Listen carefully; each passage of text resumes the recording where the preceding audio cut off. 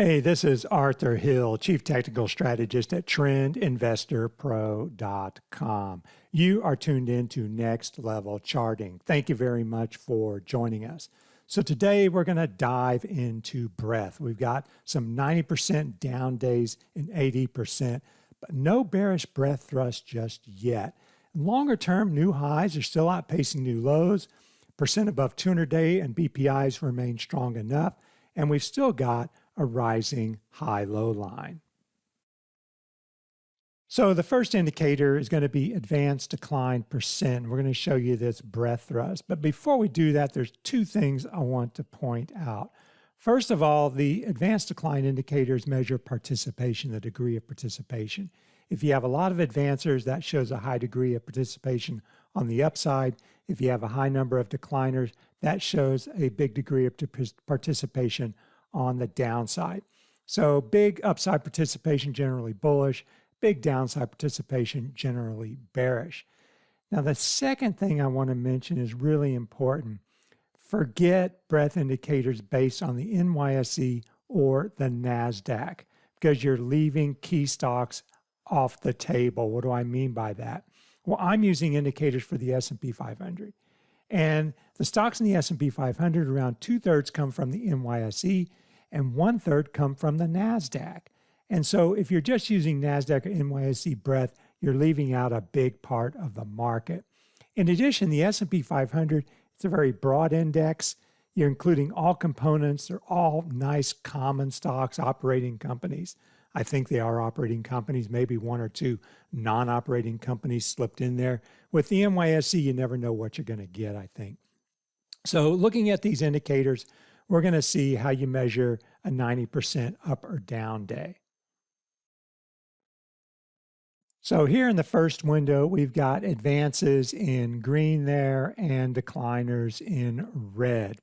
And I've got a horizontal line at minus 450 and plus 450.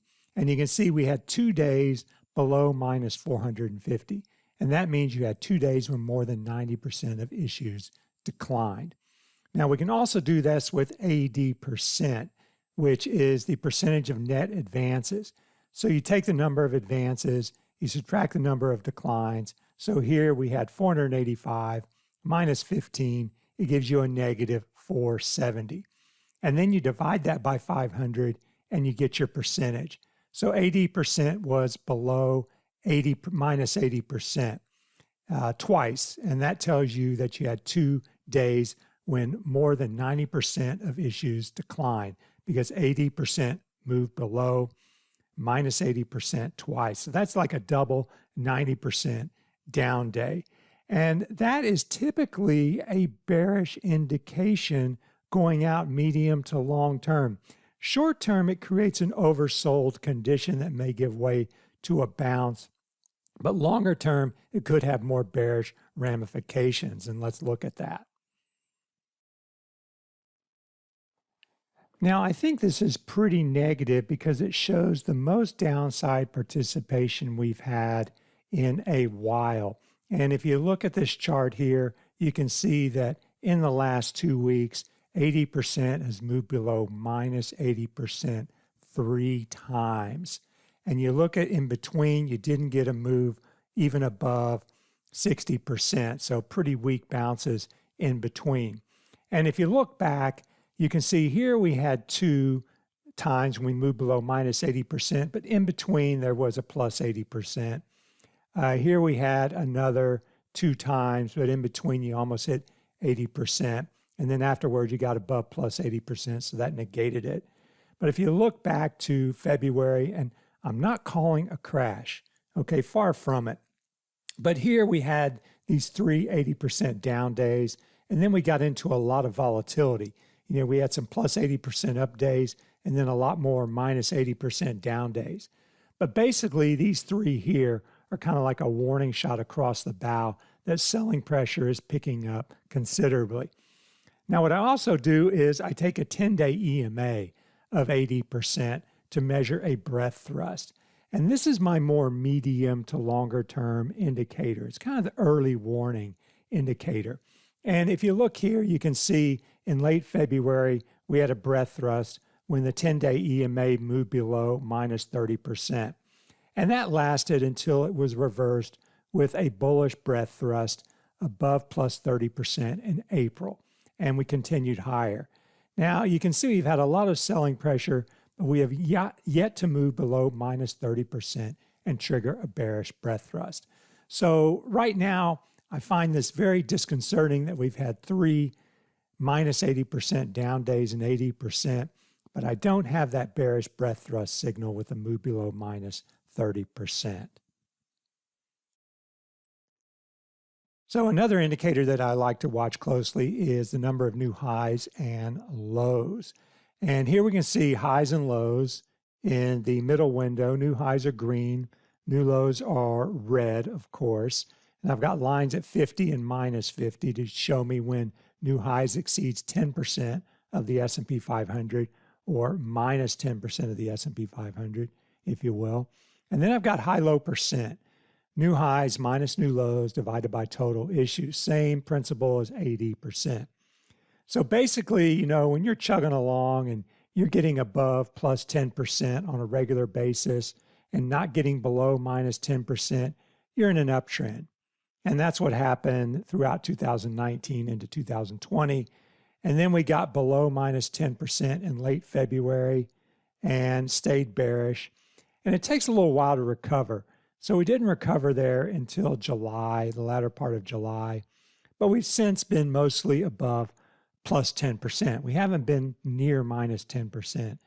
And until we get below minus 10%, I wouldn't consider this indicator bearish. So that's the second of 3 basic indicators that I use to monitor the health of the internals of the market. And we'll look at the third one coming up here.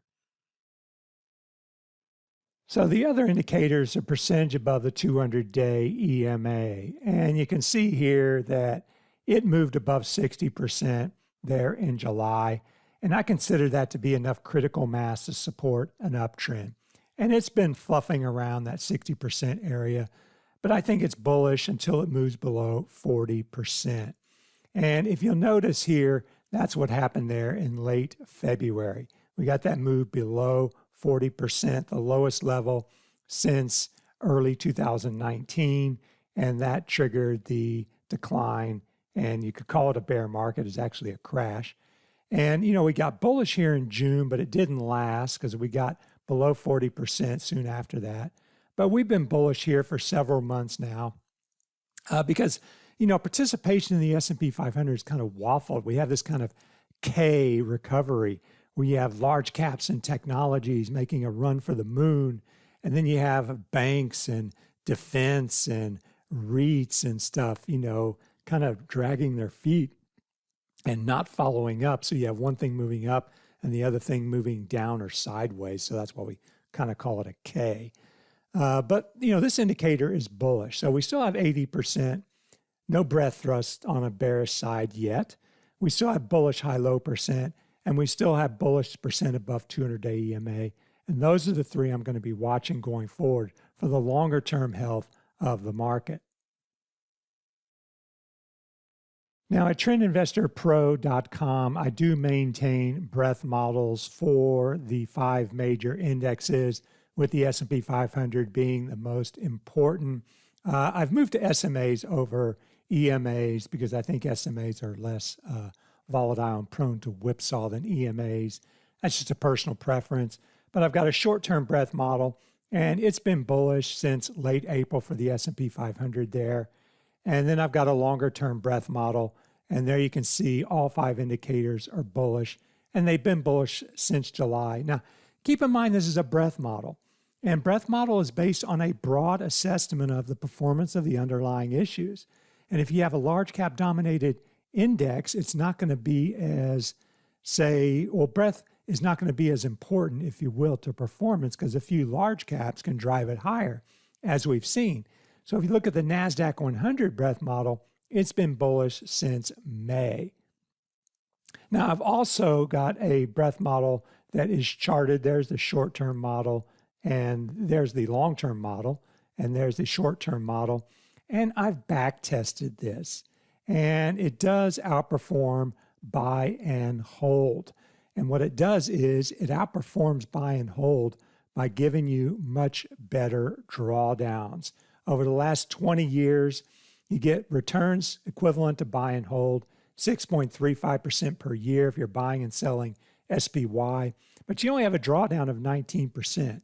So that's a lot better than the 50% drawdowns you saw in SPY during the bursting of the dot-com bubble and also during the financial crisis, and then a 35% drawdown with the March crash. And then I also showed how we can add a little bit of beta by using the S&P 500 signals and trading QQQ. So this is very interesting. Then you get up to 8.5% per year compound annual return, and you still have an 18% drawdown over that 20-year period. So there is something here. Use the S&P 500 for signals, but use QQQ to get that little extra octane when you take those signals. And again, that's available at trendinvestorpro.com. I've got a couple more indicators that I want to show you, and this is part of a chart list, the Essential Breadth Indicator chart list available to subscribers of trendinvestorpro.com. So this is the S&P 500 Bullish Percent Index. And notice that I don't use 50 as my bullish bearish threshold for signals, because if you use 50, you're going to get a lot of whipsaws. So I put my bearish threshold a little higher at 60%, my bullish threshold a little lower at 40%. And you can see that you get bullish there in January 2019, and it stays bullish until late February 2020. And then you get bullish in March. We got a little whipsaw there in May, but it stayed bullish since late May. And sure, there are fewer bullish percent index signals, but until it goes below 40%, I don't think we have enough critical mass to actually be bearish.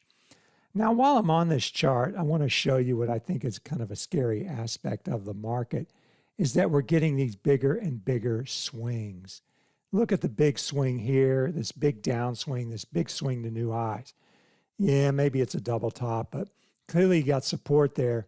And if you break it, then we could be reversing this big uptrend. So that's something to watch going forward. Now, one more indicator I like to use is the high-low line, and that is a cumulative measure of high-low percent. So you may say, well, man, new highs, there aren't that many. That's, this is a weak market. But you know what?